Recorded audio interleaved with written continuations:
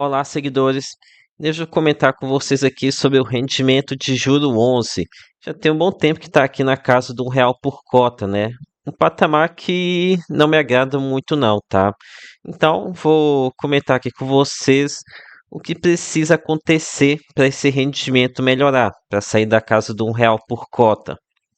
Que é o Thiago PS, seu canal Fique Esperto. Então, começando olhando aqui pela cota patrimonial do fundo, né, que é o indicativo aqui para a gente saber a margem de distribuição do fundo. Então, aqui está em 1,59 por cota, isso no início do mês, né? Tem bastante tempo para acruar ainda mais. O, aqui o VP até que deu uma boa alta aqui no mês de agosto. E lembrando vocês que a margem de corte aqui do fundo é R$ 100. Então, se estiver acima de R$ 100, eles podem distribuir. Então, mesmo aqui com 1,59 por cota, acredito que esteja em um valor baixo a intermediário pelo ponto de vista do gestor. Que não acredito que a margem para a gestão seguir aumentar a distribuição, tá? E como eu disse, aqui com esse rendimento, não proporciona um bom dividend yield, né? Que o fundo cotar R$ 97, estaria dando aqui 1,03. Então, o Juro 11 é um fundo de alta qualidade, então meio que o mercado não se ajusta para entregar um rendimento melhor, né? Já que o pessoal não. Juro 11 é um fundo que tem que uma excelente resiliência se a gente for levar em conta que ia ter uma certa volatilidade que da cota patrimonial e pode também ser do rendimento. E agora aqui respondendo a pergunta da capa do vídeo, quando que vai melhorar? Na verdade a pergunta é quando que vai melhorar? Eu devia ter colocado aqui o que precisa acontecer para melhorar, tá? Porque quando vai melhorar, isso é uma pergunta mais difícil de responder. Mas, enfim, vou tentar comentar aqui com vocês também. Primeiro sobre o que precisa acontecer para esse rendimento melhorar. Um fator primordial é que aconteça a queda dos títulos públicos, né? Isso aqui iria trazer bastante resultado via marcação ao mercado. Isso é um tema bem complexo de explicar, tá? Não cabe falar agora, mas de forma bem resumida, quando os títulos públicos começam a pagar menos, a gente vai ver os títulos privados se valorizarem, né? Porque vão citar menos nos títulos privados também. É um processo meio complexo, tá? Para quem é mais iniciante. Mas, enfim, o importante é que a gente está no patamar atual da NTNB muito elevada, aqui a 7,82, isso aqui é muita coisa, tá? Muita coisa mesmo. Mas, então, aqui para o rendimento do 11 se melhorar, a gente tem que ter grande marcação ao mercado com a queda na taxa da NTNB. E o que precisa acontecer para essa queda nos títulos públicos? Então, os títulos, a NTNB está num patamar elevado porque o mercado está de olho na situação fiscal do país, que preocupa bastante, né? Então, só quando nós tivermos aqui propostas que resolvam esse ponto, que a gente vai observar observar uma melhoria aqui da NTNB. E quando que isso vai acontecer? Então, como eu já disse várias vezes, não gosto de me meter política aqui no canal, mas se vier uma eleição de um candidato com propostas de reforma, propostas mais de austeridade, né? É bem possível que a gente observe uma queda expressiva da NTNB. Caso contrário, deve seguir no patamar mais elevado, assim como a gente está vendo atualmente. Ok, então, meio que de forma pode-se dizer que acredito que até meados do ano que vem pode estar ficando aqui nessa faixa de R$ 1 por cota. A não ser que a inflação saia do controle e aí isso aqui ajude a subir a cota patrimonial. Apesar de que uma inflação bem alta também pode fazer com que a NTNB suba ainda mais. Então, situação bem complicada, né?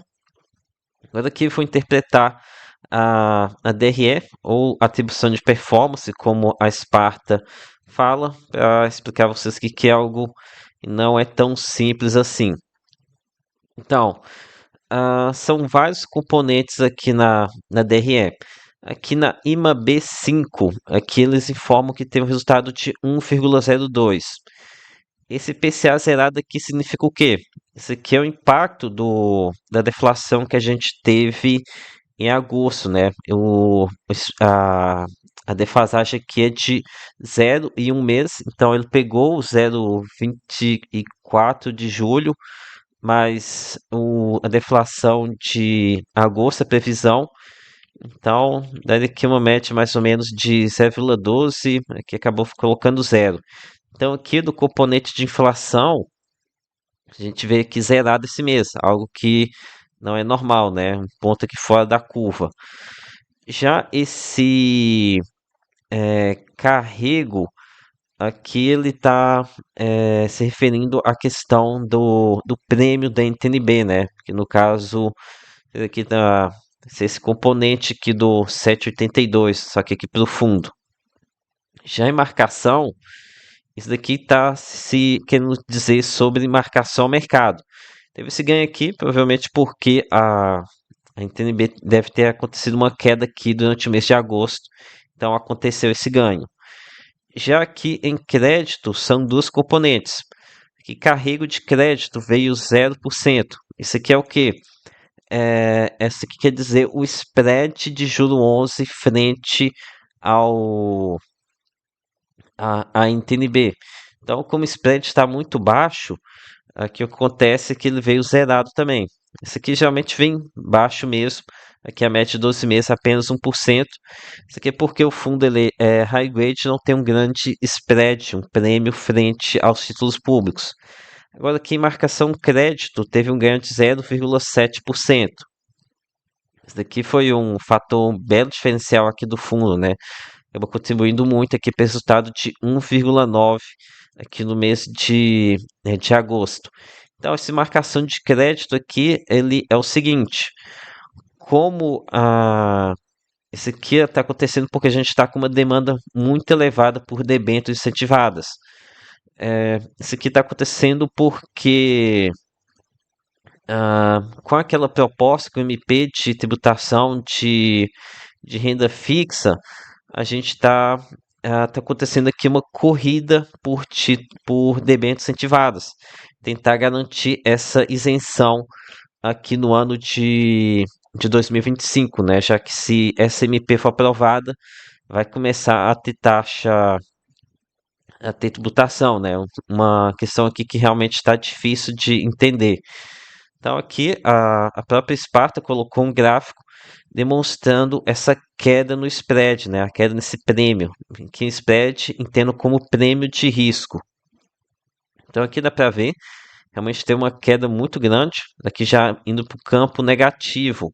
Ou seja, se a NTNB está pagando IPCA mais 7,82, esses que debêntures incentivados estão aceitando 7,50, 7,60, porque aqui a gente tem o benefício da de não ter uma tributação.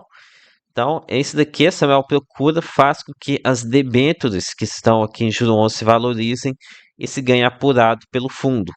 E aqui um ponto importante, esse 0,7, eles não vão durar para sempre, né? Isso aqui é uma coisa passageira que está acontecendo com essa maior procura. É difícil, vai chegar um ponto que o prêmio de risco vai ficar tão negativo que não vai mais compensar. E outro ponto é que sabe-se lá como é que vai acontecer que vai acontecer aqui depois, né? Caso, sei lá, caso essa MP não seja aprovada, daí pode acontecer aqui a reversão, em vez de ter um ganho aqui com essa marcação de crédito, começar a ter uma perda com essa questão aqui de marcação de crédito, né? Então isso aqui faz com que o gestor ele seja mais conservador na distribuição. Pois agora aqui tá tudo maravilha, tá tendo aqui resultado super forte, 1,90, dava para ele fazer uma distribuição mais elevada. Mas o problema é depois acontecer o processo inverso e começar a subir. Tem bastante espaço para subir ainda, né? O que poderia gerar aqui resultado negativo para o fundo, sendo que essa linha da DRE não tem como ele fazer hedge, né? Então, por isso que o gestor ele está sendo conservador aqui mesmo com todo esse resultado.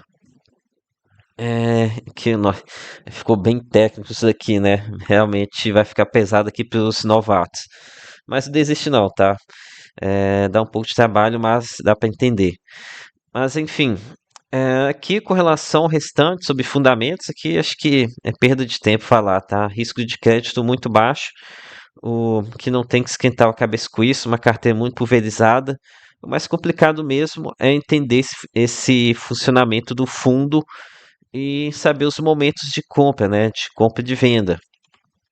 Apesar de que para o público holder, que só quer acumular cotas, também seria feliz, tá? Eu, para mim, aqui está no momento que está achando meio caro, que eu não tenho uma boa perspectiva para o rendimento de curto prazo, mas cada um tem a sua estratégia, né? Então é isso, galera. Peço seu like, se inscreva no canal. Lembre que nada aqui é recomendação de compra ou de venda. Até a próxima.